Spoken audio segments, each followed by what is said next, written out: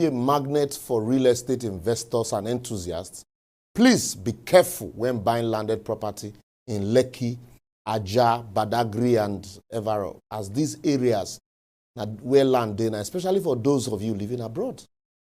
Since the start of 2024, the Lagos state government has undertaken numerous demolition of illegal structures throughout the state, aiming to ensure compliance with building codes, clear water channels, and foster urban regeneration. The controversial and widely discussed demolition of houses in the upscale area of Lekki has raised questions, concerns, and speculations about the motive behind a massive urban transformation, even as some people have speculated that it's an attempt at claiming land from the everyday people. Some even read ethnicity into it. But I want to ask, why government go they destroy property where they don't give approval to build? Well, as a lawyer, you know, saying advice will they sell more advice, we make money from advice. But on this one, I want to give you this advice, FOC, free of charge.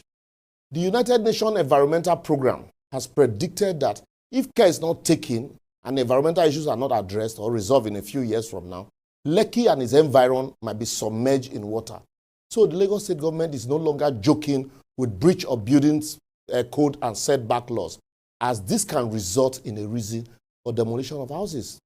So all those approval when government will give you and your engineer and consultant will say, in no mean, add small here, remove small there. Now demolition you they play with, so they tell you.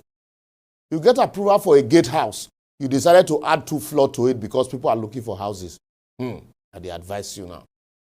Because you have space in front of your house, you decide to build small shop, blaming poverty because you know some people go rent out. And they also advise you. You buy land without perfection or approval because young people are running away from Shylock landlord in Lekki. You start to build mini estate, even without approval. And they advise you also. Setback, no be for fun. As some of you now go even buy land and build house, enter road or block water channel. And go they complain thereafter when small rain fall and everywhere block. Check yourself. Another one. How many of you have heard of the phrase flying coordinate? I go explain. When you buy a gazetted land in Lagos, especially from Omonile, the mistake most lawyers make is that they only conduct searches on the validity of the gazette and hardly bother about charting the survey to check if it actually falls within the area covered by the gazette that the Omonile is using to sell the land. Some of them go even use the coordinate of Ogombo to sell Songo Tedo. That is what they call flying coordinates. They fly the coordinate. At the end, your architect and engineer also, because they want to make money, they will tell you, just start building without approval. That they will later request for approval as is to regularize for you. Oh boy, shine your eye, Lagos, no, they smile this time. Oh.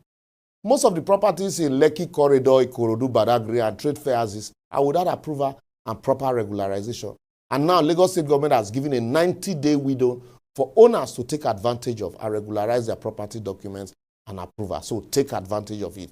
Because after now, you go wake up one day and boom, all those Laska boys, Lagos State Building Control Agency demolition team, with their guy, that ebullient architect, Gbola Oki, go dey your doorstep. And trust me, that Oki, the second name na Asake, meaning they don't remove him ear. Him and him boys know they hear a beg at all. So please avoid all of this begs and ensure strict compliance to the latter, to avoid ejo ebamin sofun. If you have a dilapidated building and house when done burned and is life-threatening, if you can't afford to renovate or rehabilitate the house or go into a joint venture to rebuild and rebrand, just sell it and go and buy another one in Badagry or Ikorodu. Trust me, with the new railway from Badagry and the 4th mainland bridge from Ikorodu, this area will soon become a hot cake for real estate investors. Not everybody go stay lucky. So instead of waiting for the government to demolish your house, and say once it collapses on its own or the demolition, even the land itself will become government owned. So wise up. Lastly, apart from non-availability of land in Lagos, there's a call by government to demolish most of these shanties to not only pave way for urban development and renewal, but also most of these places house criminals and petty thieves.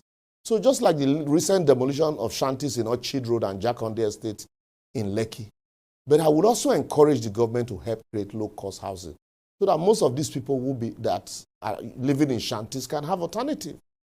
So when next your property is marked for demolition, check your title documents and approval very well before shouting ethnicity or witch hunting.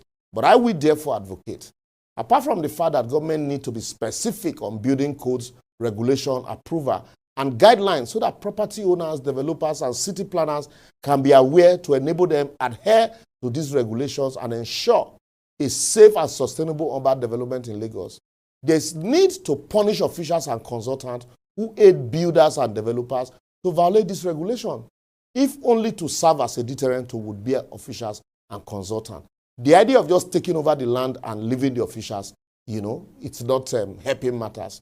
There's also need for government investment in low-cost income earners' houses by also investing in mortgage bank and financing, so that we'll reduce the number of shanties in these urban areas and also create jobs through regular housing development by mortgage society, as against this idea of buying properties like someone buying tuber of yam in the market, property 500 million. Why won't people steal?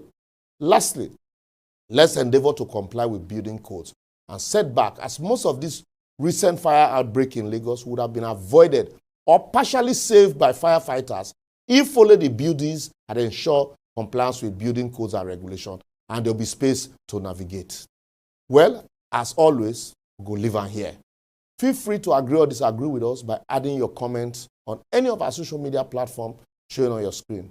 You can also share to save someone's property for demolition or save someone from buying a property where gets small problem. I know that the problem small as we could expand. Like they say, it doesn't matter. Now what they cause accidents sometimes. So do the right thing so you won't be a brother to Mr. Late. See you.